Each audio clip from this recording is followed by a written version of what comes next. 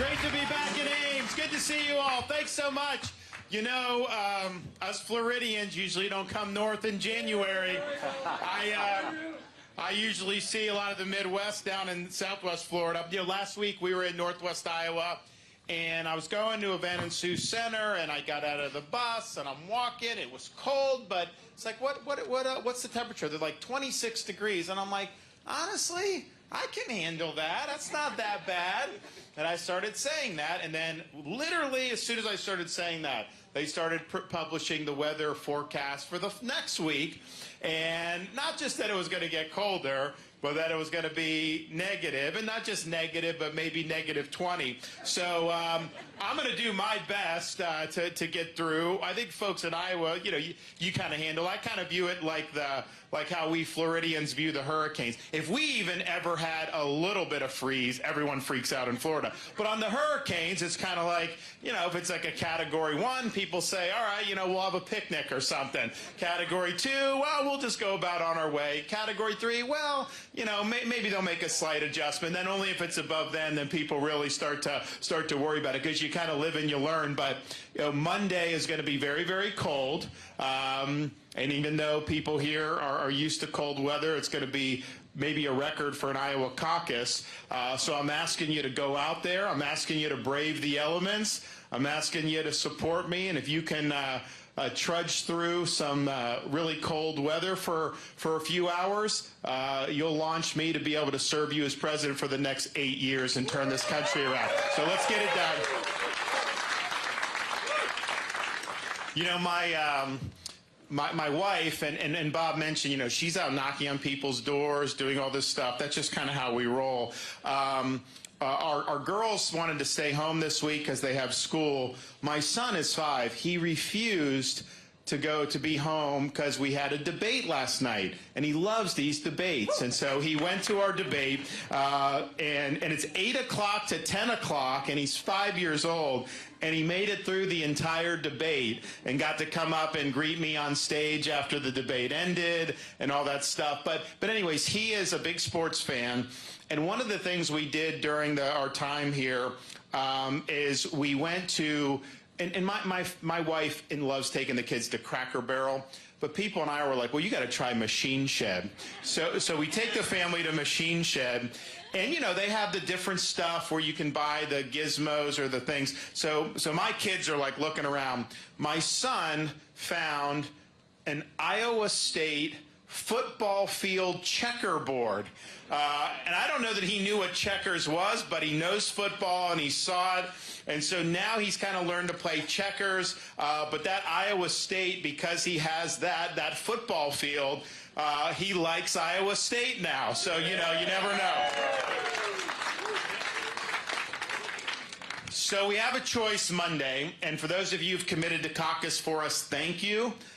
Please bring as many people as you can with you. I know it's going to be cold, but here's the thing. You're never going to have an opportunity to have your vote pack more of a punch than you will on Monday. We don't even know what the turnout's going to be. Anyone forecasting, trying to say they can poll or do this, they don't know. It's all shot in the dark. So if you're doing that and you're bringing people out, that's going to have a big, big impact. And if you haven't committed yet, hopefully you'll commit on the way out. But I view the choice on Monday as boiling down to this. Donald Trump is running for his issues. Nikki Haley's running for the donors' issues. I'm running solely for your issues, your family's issues, and to turn this country around. That's the sole focus. That's the sole mission. I'm the only one running that can say I've delivered on 100% of the promises that I made in the state of Florida. You know, every people run for office, they overpromise and underdeliver. They want to tell you what you want to hear to get elected, then they get in and they don't follow through. Well, I made bold promises. But not only did we meet those promises, we over-delivered on our promises. Isn't that something that would be nice to have in Washington for a change instead of failure theater all the time? Ron DeSantis. Second thing is, Second thing, excuse me, hold on. Excuse me, I'm doing this. Second thing is, I know, but you're interrupting and you're being rude. Everyone else is listening and you're butting in. I don't care. I know you have an agenda. I know you have an agenda. Stop. How much money have you gotten from Here we go. executives? The second thing is, the second thing we're going to do, second thing we're going to do is, this guy is like, he wants you to pay more for gas, more for energy. He wants rolling blackouts in this country. We're not going to let people like that win. We're going to make sure we're energy independent in this country. The second thing is, I'm the only one running who has a record of beating the left on issue after issue. We beat the teachers' unions on school choice. We beat Fauci on COVID. We beat George Soros on crime. We beat the left on banning China from buying land in the state of Florida. We did all this stuff. How much money are you taking from oil companies? How much money are you taking from oil companies? How much money are you taking from oil companies? This is wrong with the college system right there. That's Exhibit A.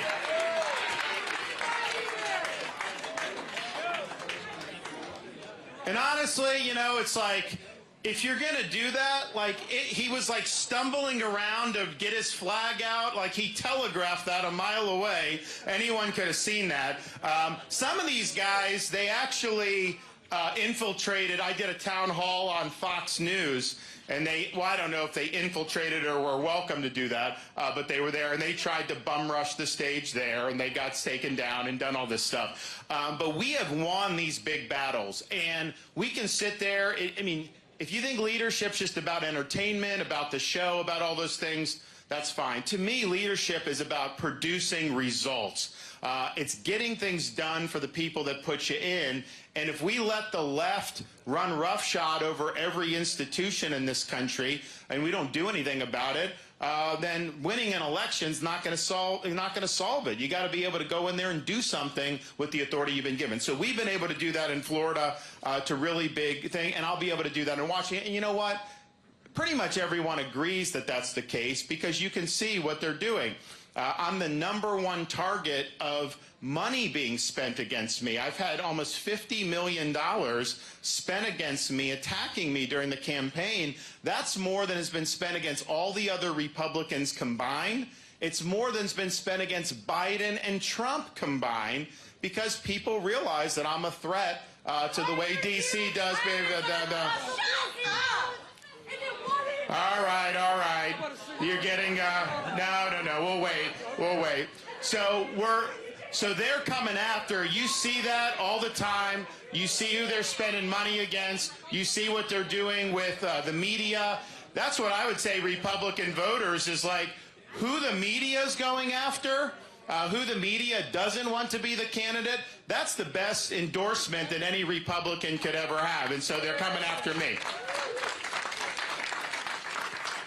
So I'm happy to take some questions, but first I just want to say that Ronald Reagan said freedom's one generation away from extinction. It's not passed along in the bloodstream. It requires each generation of Americans to fight for it, to cultivate it, and to step up when freedom's threatened. Our founding fathers understood this. When they went to Philadelphia to create the Constitution in 1787, they studied the history of every republic and the history of mankind because they wanted to draw lessons from those experiences. What they found was that there was only one thing that every republic in history had in common, and it was this. Every one of them had failed. And so they understood it fell to the United States of America to determine once and for all, can people really govern themselves? Can we have a society based on the idea our rights come from God, not from the government, that we live under a rule of law, not the whim of individual rulers? Or was mankind destined forever to live under various forms of despotism? And they fully expected this country would ultimately decide that question. But they knew just because they did a constitution that wouldn't necessarily be the end-all be-all. When Benjamin Franklin walked out of the convention, he was asked, did you give us a republic or a monarchy? He said, a republic if you can keep it. You can have the best Constitution in the world. You can have the best Declaration of Independence in the world. These things do not run on autopilot. They require every generation of Americans to step up and fight, and sometimes put on a uniform, risk your life, and even give the last full measure of devotion for service to this country. Now, in this political season, we're not called upon to make sacrifices of that nature. But what we are called upon to do is to do justice to sacrifices of people that have come before us. What we are called upon to do is to preserve what George Washington called the sacred fire of liberty. This is a fire that burned in Independence Hall in 1776 when 56 men pledged their lives, their fortune, and their sacred honor to establish a new nation conceived in liberty. It's a fire that burned at a cemetery in Gettysburg, Pennsylvania, when our nation's first Republican president pledged this nation to a new birth of freedom. It's a fire that burned in the beaches of Normandy when a merry band of brothers stormed the shores, defeated Nazi Germany, and preserved liberty throughout the land. It's a fire that burned at the foot of the Berlin Wall in 1987 when a resolute Republican president stood in front of that wall, said, "Mr. Gorbachev, tear down this wall," eventually leading to the dissolution of the Soviet Union. This is our responsibility, to carry this torch and to preserve that sacred fire of liberty. This should not be a responsibility that we run away from. It should be a responsibility that we welcome, and it's a responsibility that I welcome. I'm asking for your support on Monday. I will be a candidate that will get the job done. Just like Bob said in Florida, we should have a formula to win and win big across the board, and that's important. But more importantly, as a leader, I'll always conduct myself in a way that you can be proud of, and most importantly, as your president, I will not let you down. Thank you all. God bless you. Anyone have any questions? Yes, sir. Will you abolish the Federal Department of Education? If so, how? Sign the bill that Congress puts on my desk, absolutely. So we need to get Congress to do that, but I think we need to get it completely out of the states. K-12 should be a state and local issue, and you should not have the Federal Department of Education interfering. Yes, sir. What do we do about China, Russia, North Korea, and the whole mess in the Middle East? Great. So questions about all the problems throughout the world. Well, first, I believe part of the reason we have a lot of problems is because Joe Biden's a weak president. I think that people that want to do us harm, the only language they understand is strength. And Ronald Reagan was somebody that believed in peace through strength. And that's the type of president I'll be. Part of that means we need to have more military power in the Pacific region where China is the looming threat. I'm a Navy guy. I'm the only one that's actually served in uniform. He's running for president. We need to fortify the hard power there. That's what China is going to look for as they look at Taiwan, as they look at the first island chain, as they look at dominating the broader Indo-Pacific. You speak softly, though, and carry a big stick. I think that sometimes Biden will say things that he doesn't back up. As president, you lay down a marker. You don't be bellicose about it. You let our allies know we're going to be, if you're with us, we'll be a good friend. You let the adversaries know, look, if you're against us and you do things to harm us, you'll have no greater enemy than the United States of America, and then just do that. And when they see that you have the big stick, it deters these guys from doing bad things. When you're weak, that invites these guys to do more things. For example, we have in the Middle East, you have Houthi rebels that are funded by Iran. They're interrupting shipping in the Middle East. And basically, Biden just letting it happen. I would never let that happen. We would wipe them out, no question. The whole purpose of the United States Navy is to keep the rounds on target and the sea lanes open. Biden's inviting more. He has troops, our troops in the Middle East in different parts, special forces mostly, and the Iranians are taking pot shots at them. And what is he doing? He's weak, and so he's inviting it.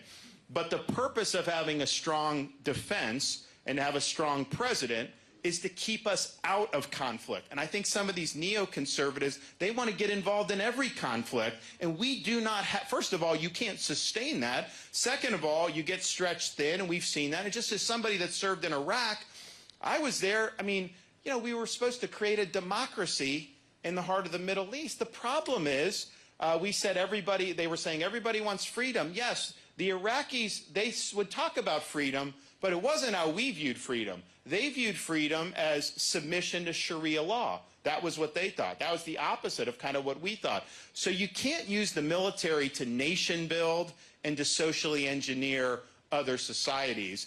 So on day one, January 20, 2025, everyone will know, there's a new sheriff in town. Our adversaries will be on notice, and we will end up having a more peaceful world through American strength. But we will be smart, we will be prudent about it, and I'm always going to stand by the men and women who wear the uniform. I'm going to make sure we get all the woke nonsense out of the military, focus on the mission again, and hope to never have to put our troops in harm's way. But if you do, it must be for a vital national security interest of this country. It must be a clear mission that's achievable and definable. You got to give the troops everything they need to achieve the victory, and then you bring them home once the job is done. So that's what we'll do, and you'll see huge improvements in terms of this. But, look, you have some people they just want to spend all this money all around the world. I will defund the United Nations. I don't think your tax dollars should be going to the United Nations. It's a rogues gallery. It's filled with anti-Semitic nonsense. You have the Iranians on the Human Rights Council. It's a farce. Why should I go deeper into debt to fund such a bankrupt institution? So you're going to see a lot of changes into how we do, but it's going to be changes that are going to put the interests of the American people first and putting taxpayers first. That should not even have to be said. That should be what everyone wants to do. Unfortunately, we got these DC elites that look out for themselves at the expense of the rest of the American people. Those days are coming to an end on January 20th, 2025. So the question is on the debt. First, it's interesting. I got a buddy from Kentucky as a congressman. He created a national debt clock that you can wear on your jacket pocket. And so when he's on the House floor, people see the debt, because in New York City they have the debt clock where it's constantly ringing up. So he's doing that to try to shame some of the congressmen because they keep adding more and more. And he gave me one, and I said, it's nice, but you're an engineer. Can you do a debt clock for the state of Florida? Because if you did one for the state of Florida, the clock would be counting down, not up, because we've paid off 25% of our state debt just since I've been governor in 2019. So you got to be willing to use the veto pen against Congress. You got to be willing to set a line in the sand about spending levels. I think you need more long-term reform because, yes, you can have a good president and we can have some victories, but the long-term trend is horrible beyond a 4- or 8-year presidential term. I think you need term limits for members of Congress because what happens is these guys just try to take the path of least resistance, and that means borrow more because if you cut spending, there's constituencies for that. If they raise taxes, people get mad at that, and understandably so. So you need term limits. You need a balanced budget amendment to the Constitution. Kim Reynolds goes in with her legislature, and they know they have to balance the budget. I go in with mine every year. We know we have to balance the budget. You make choices. It's easier to make choices when you have to do that. 3, line item veto for the president. As governor, I can line item veto things. I vetoed 3% of the budget one year. If they have pork projects, you can just take it out without having to veto the whole bill. Right now, president gets a spending bill on his desk. You either got to sign everything or veto everything. And so you wonder, why does your tax dollars go to fund things like promotion of transgenderism in Bangladesh? Well, it's because, they can stuff a lot of nonsense in there. So I think that would really, really be good for them to do, and it would help put us in. And then I just think we have a problem with Congress becoming, they're almost detached from the people. They live under different rules. I mean, think about these guys. Since I've been in elected office, I haven't traded stocks. Nancy Pelosi, I mean, she could be a hedge fund maven with how much, these congressmen, I don't know how they kill it in the market, like unbelievable. And I don't think the congressman should be able to be doing these stock trades. I think we need to reform that. I also think we need something like a 28th Amendment that says simply Congress shall make no law respecting the citizens of the United States that does not also apply to members of Congress themselves, and make sure that they are citizens and not rulers. Yeah. Would you support the idea of young people being able to get small business loans as opposed to loans to go to colleges and stuff like that? You know, it's actually, I've never had anyone ask me that. What's your name? Peyton. I think that's actually a good idea, because if you look at the amount of outstanding student loan debt that students have taken with, you know, relatively worthless degrees. Don't get me wrong, there are some great degrees out there, but there's a lot of students who have gone deep into debt, have degrees in things like zombie studies, and then they end up in a job they could have at a high school anyways, giving some seed money for a young person to start a business or whatever, you know, may be better. And obviously, here's the thing, I'm supportive of higher education, but we need to reform higher education. It is not for the purpose of imposing an ideological agenda and conformity. Higher education is supposed to be about the pursuit of truth. It's supposed to be about the promotion of academic rigor, and it's supposed to be about preparing students to be citizens of our republic. That's what we're doing in Florida, because Florida taxpayers shouldn't be funding indoctrination camps. So we have things like all tenured professors must undergo review every 5 years and can be terminated for poor performance. We've eliminated the DEI from our public universities. We treat people as individuals. We don't divvy them up by race or gender or ethnicity or put them into groups. So I think we've done a lot of good things. I think you need that nationally.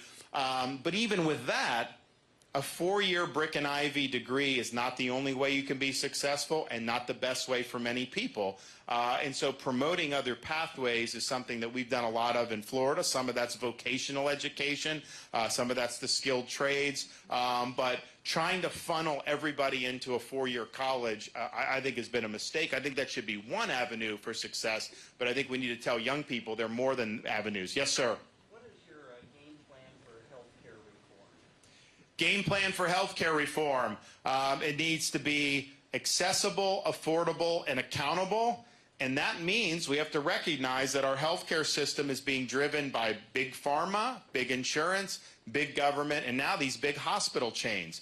It's all about moving money around those institutions, basically, and the doctor and the patient, particularly the patient, is in the back of the bus. So we need to change the incentives that are in our healthcare system, because right now the incentives are for costs to go up, detached from any benefit to actual health outcomes.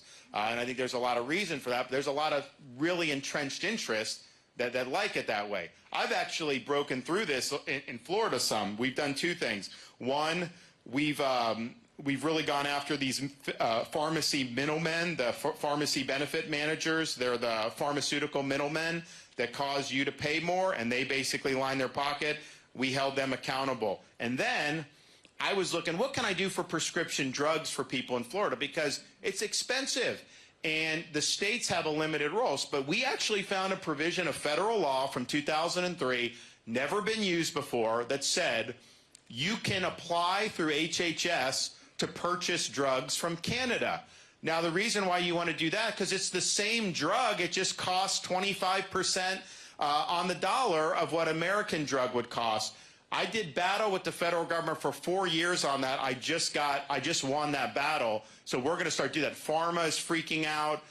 People are freaking out about it. But look, we have the highest prices in the world. And I want to put the people and the patients first. So there's so many things that need to be done. One thing we've done in Florida is nobody knows how much anything costs with health care.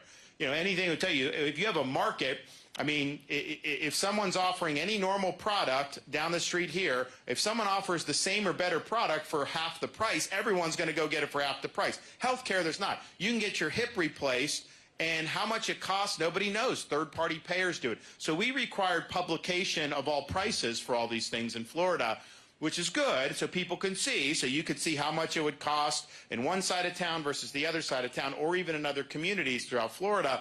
But you still need the consumer to have that. So we have in our state employees health plans shared savings. So if you are shopping, you need a procedure, you choose one that's cheaper, you share in the savings by having a reduction in your premiums. So that's saved millions and millions of dollars, but it gives the consumer a reason to want to shop and find something that's more affordable because they will actually save. So making sure that people are able to make decisions like you would in a normal market, that changes the incentives and will bring prices on a different trajectory. When it's all put on a third-party payer, well, then you're never going to have anything that's really going to change in terms of that trajectory. But that's a huge, huge thing that, I mean, you're going to need to work with Congress on that, and that's a major, major lift. You're going to need to take on some really, really big interests. We've done it in Florida, and we'll do it nationally 100%. Yes? Speaking about Florida, so it's a big change to go from being governor to a president. What do you view as the biggest challenge, and what kind of people do you want to surround yourself with as advisors? That's a great question. What's your name? Kelly. Kelly, thank you. So Kelly asked, going from governor to president, what's the biggest challenges? Because it's obviously a different job. First, let me just say the best preparation for president is being a governor, particularly a governor of a big state. I mean, that's just the reality. Because, I was in the military. You could be a military commander. That's executive leadership. That's important. You could be in the business world and be business leader, and that's important, but a governor you're the political executive, you work with a legislative body, you make appointments, you have to execute, you have to do all that. And so the basic skills are really the same, it's just a much different scenario. I think the biggest difference is that whatever problems we had in Florida, and we solved a lot, the swamp is 10 times entrenched. The bureaucracy is way more entrenched. Power has accumulated in D.C. in ways our founding fathers never intended. They are not going to give this power up willingly. And you got to go in there on day one, and you got to understand the mission is restore the Constitution to 3 branches of government, take this administrative state and bring it under constitutional accountability so we can restore the government to its rightful owners, which is we the people. But that's going to require you to know the levers of power at your disposal. You're going to have to be focused, disciplined, and methodical. And yes, you're going to have a lot of people around you, both in the White House and in all these agencies, that are going to want to execute the mission. You can't just recycle people from Washington, D.C., because the people that are just going to be in D.C. for the rest of their lives, they care more about the swamp than they do about serving an administration for 2 or 4 or 6 years. So I want people, we're going to inspire people, move from Texas, move from Iowa, move from Nevada, bring your family, go 2 years, 4 years, 6 years, 8 years, whatever you can do, serve this mission to restore the government to the people, and then go back and live under your handiwork when you're done. So that's going to change the way people view this stuff, but you can't let the bureaucrats run roughshod.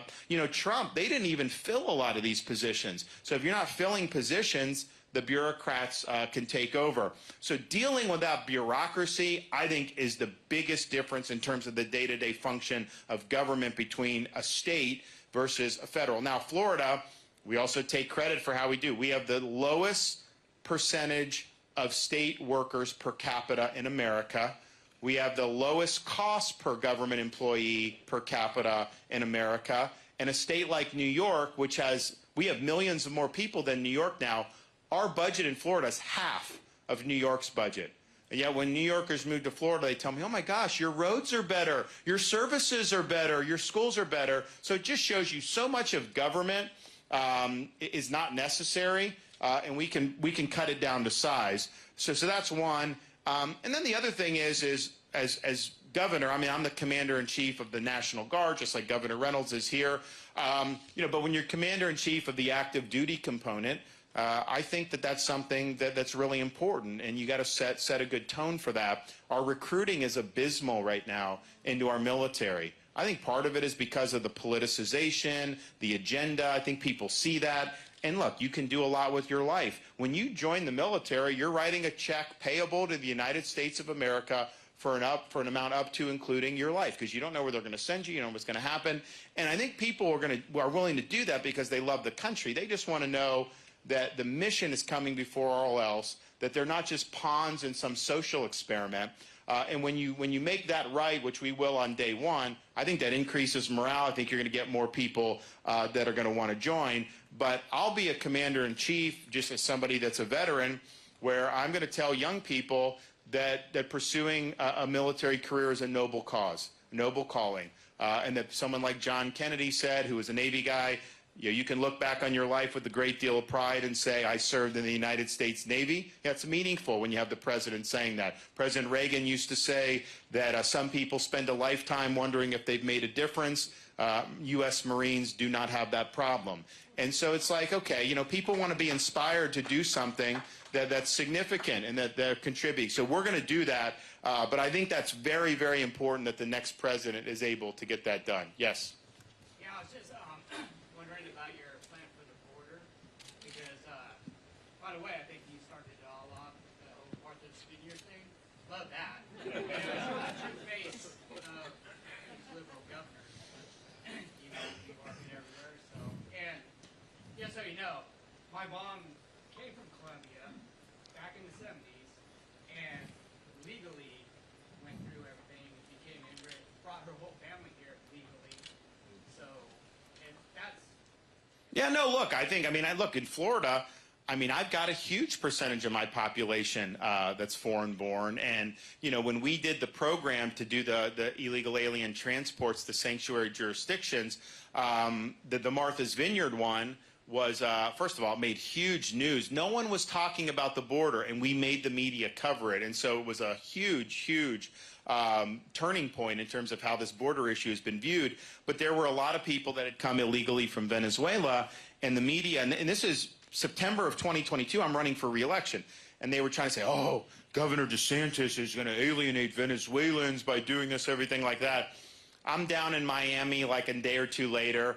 I got all these people coming to me just giving me these big hugs. These are the Venezuelan Americans. They're thanking me for doing that because they said, Maduro is emptying the jails. He's doing things. This is not the way we want it. We don't want people just coming illegally like this. So I got more support in Florida for the things we've done to ban sanctuary cities, sending troops to the border to help Texas, all the things we've done. I've got more support from our Hispanic Floridians than even any other demographic because people are sick of the nonsense.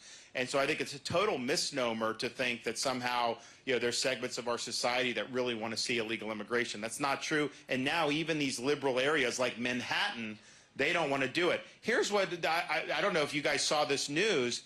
There's a school in New York City, I think in Brooklyn, that they shut the school down for the kids, told the kids you have to stay home. Why? Because they are commandeering the school to house illegal aliens. Are you kidding me? We're denying kids, or we're not, New York is, Biden is, denying kids an education in person because of illegal aliens that have poured in. We're going to declare the border to be a national emergency on day one. We're going to marshal all of our resources, including the military, to be on the border, stop the invasion. Yes, I'm going to build a border wall, and you pay for it. The way you get Mexico to pay for it, like Trump promised, is you charge fees on remittances that people send to foreign countries. You'll raise billions of dollars, build that wall. But people that come illegally, the sanction needs to be that they get sent back to their home country. Otherwise, you don't have a disincentive to come here illegally. So, for example, in Florida, we're a maritime state. So I've got boats that will try to come from Haiti and Cuba and all these places. And the Coast Guard's job is to stop that, but there's not enough Coast Guard assets. So I mobilized our maritime assets to fill in the gaps. So I have a boat from Haiti. We'd stop it, turn the Haitians over to the Coast Guard. Coast Guard would bring them back to Haiti. So what happened was the number of boats that tried to come plummeted because they knew, why would you get in a boat, go over choppy seas, when you know the net result is going to be you're going to end up right back where you started to begin with. So you have to have that sanction in place. But then I think the most important thing is we have a problem in this country with people being poisoned by fentanyl. And we have tens of thousands of deaths every year. We have parents all across this country that have lost kids. I've met people in Iowa. I know a lot of people in Florida. And what you find is a lot of times it'll be, maybe a college student, some in their 20s, they buy some pill thinking it's something else, it's laced with fentanyl, and they get poisoned to death and die right on the spot sometimes. And so this has really shattered a lot of families and a lot of communities, and Biden doesn't care. He's not doing anything about it. I'm going to treat and so the drug cartels have killed way more people in this country than terrorist groups have ever done in our lifetime, because they've done hundreds of thousands of deaths as a result of drugs coming across the border. So I'm going to treat the drug cartels as terrorist organizations. We're going to authorize the military to wipe them out, because I'm sick of people dying, and I'm sick of our country having to suffer the consequences. So we'll fix it. There are reports tonight that the Biden administration is now bombing the Houthi targets in Yemen. Is that something that would require congressional authorization, in your view, having served in Congress yourself, or what is the role of Congress there in declaring war or not? So it's interesting. I think it's a great question. So if you have military action on the seas, what does that look like in the terms of congressional authorization? We actually know what the founders thought, because some of the main military skirmishes that were happening at the dawn of the Republic were against the Barbary pirates. And so Congress did authorize that through funding and other stuff. They did not formally declare war against the Barbary pirates, and I think the founders didn't view that as rising to the diplomatic level where you would need it. Obviously, Congress would have to agree to fund those operations, but I think that if shipping is stopped and you're taking defensive actions, to me, I don't think that that rises to the level where you're doing an all-out war on another country. But at a minimum, Congress would need to be willing to apply funding to ratify that. And I think that they would do that. But that's really, I mean, if you go back, that's the thing with terrorism. These Barbary pirates, they were the original terrorists that our country had to deal with.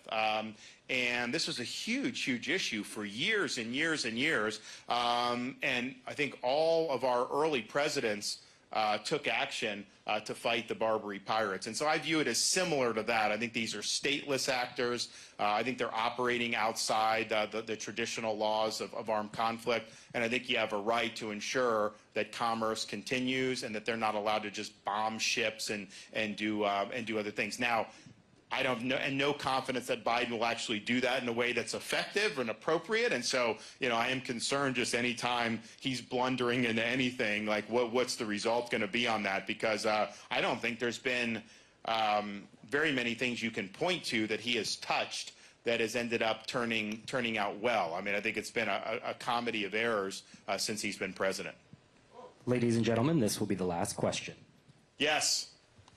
Where do you stand on getting help for homeless veterans and the Veterans Administration health care? Great. So are you a vet?